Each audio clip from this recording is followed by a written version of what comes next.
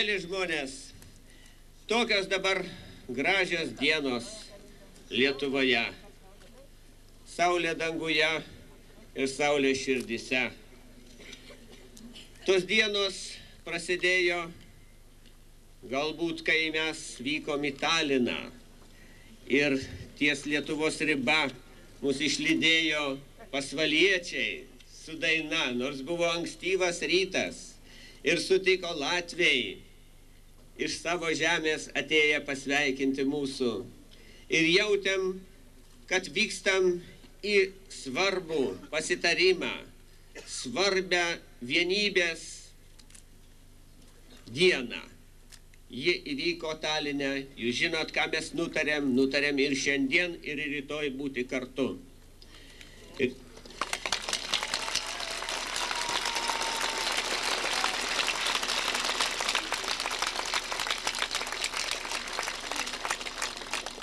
Sugrįžom ir čia dar gražesnės dienos.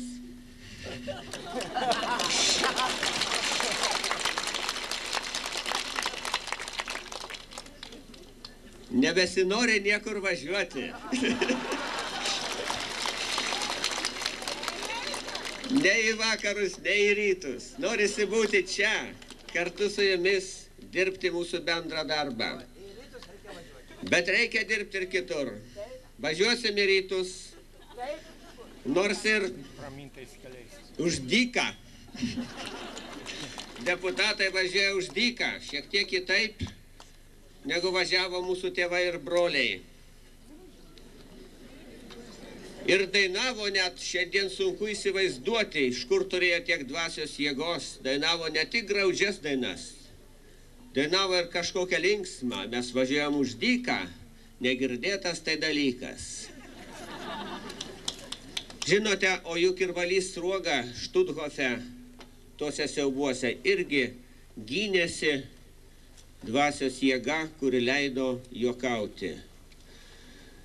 Štai mūsų jėga, dvasios jėga.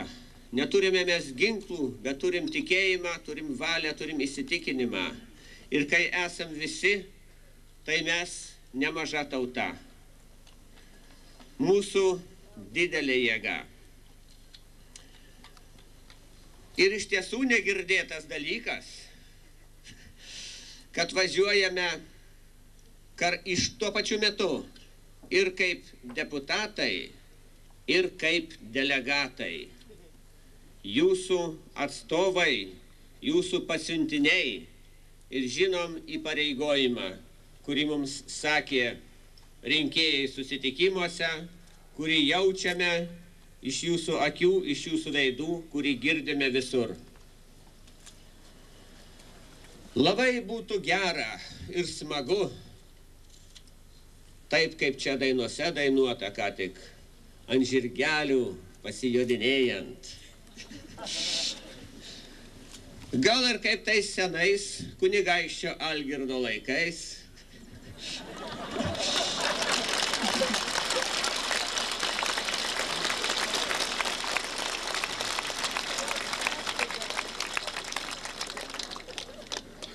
O tas kunigaikštis Algirdas buvo Gedimino sūnus.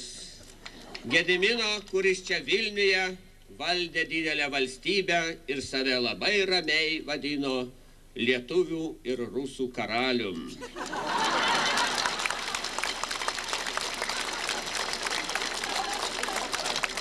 Ir visiems buvo geras, ir visus gynė, ir visus globojo. Ir jo pasitikėjo. Na ir nujodavo tada Algirdo raiteliai ir sudarydavo Maskvoje amžiną taiką.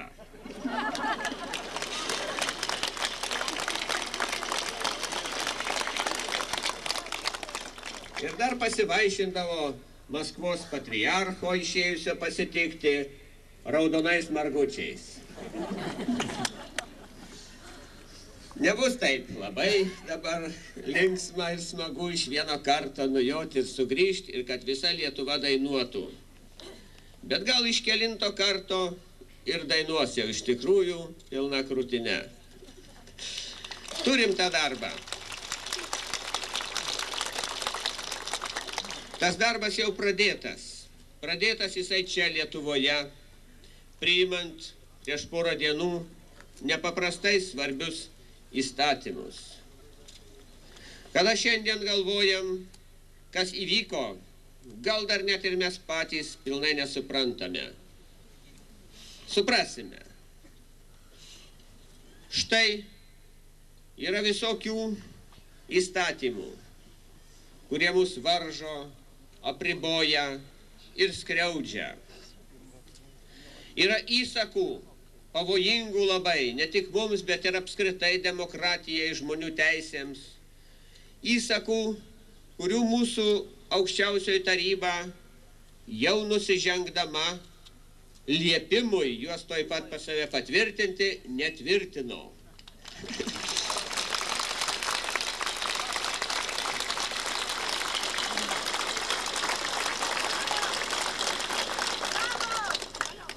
Štai paskirta birželio mėnesį vėl aukščiausios tarybos sesija. Yra daug įstatymų, kurie iš senesnių laikų patvirtinti.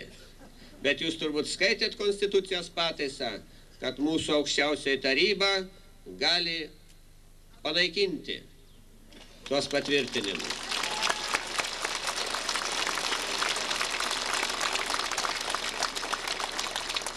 Ir tas darbas bus pradėtas, kad ir štai, sakysim, čia paminėta švietimo reforma, tautinės mokyklos problema ir daugybė instrukcijų ir įsakymų, kurie neleidžia, varžo. Reikia surašyti vieną ilgą sąrašą tų visų įsakymų, įstatymų ir instrukcijų ir pasakyti, kad nuo birželio mėnesio tos dienos, kai susirinks aukščiausioji taryba, visa tai mums negalioja.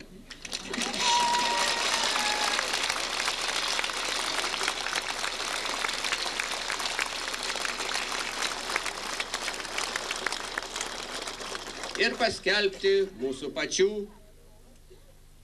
tautinės mokyklos įstatymą, valstiečių ūkio įstatymą, kuris dabar apsvarstytas ir atidėtas galutiniam suredagavimui. Visa tai be abejo bus padaryta. Turės būti priimtas ir Lietuvos pilietybės įstatymas.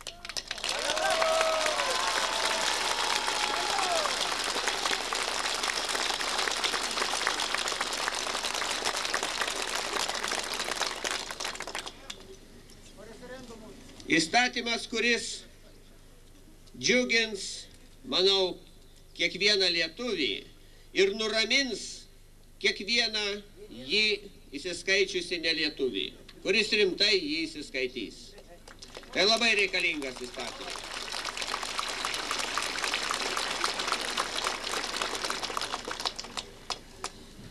Štai tokie darbai yra pradėti. Mes išvyksim į Maskvą irgi dirbti darbo. Ir čia mūsų laukia visose srityse labai daug darbų ir spręstinų klausimų. Nuo tokių, štai kai ką gal net galiu ir atsakyti. Mums yra iškilę tie klausimai. Kokia procedūra vykdoma renkant deputatus iš Respublikų į aukščiausiąją tarybą, į sąjunginę.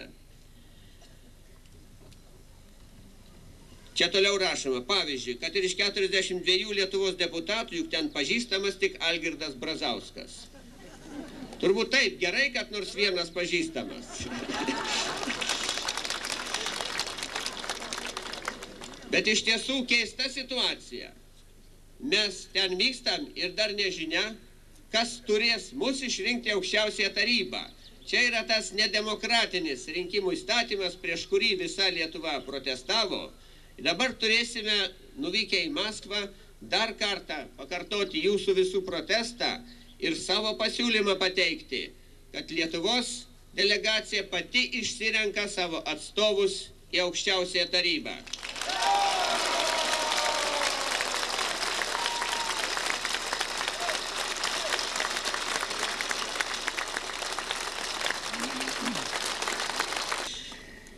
Noriu štai dar ką pasakyti.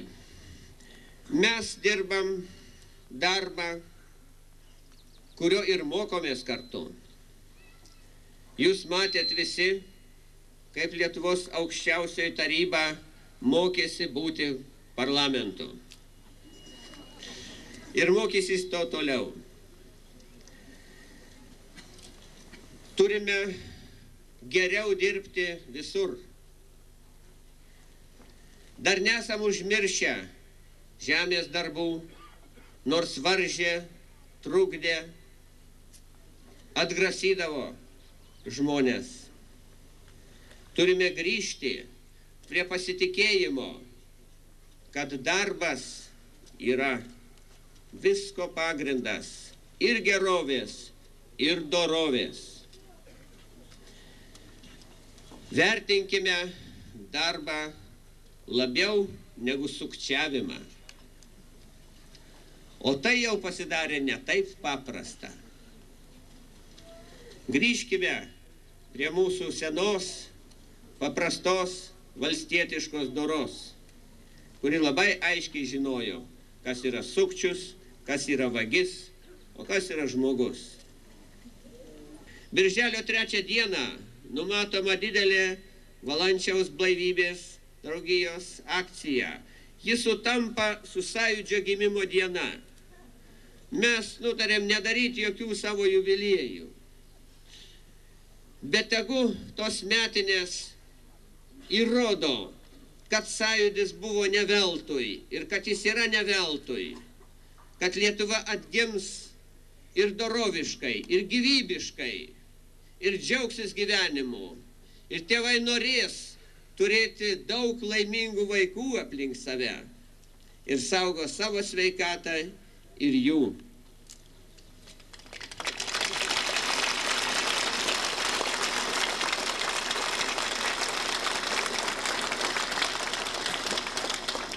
Gavau raštelį ne klausimą, o tik tai priminimą vieno iš buvusių Lietuvos prezidentų žodžius.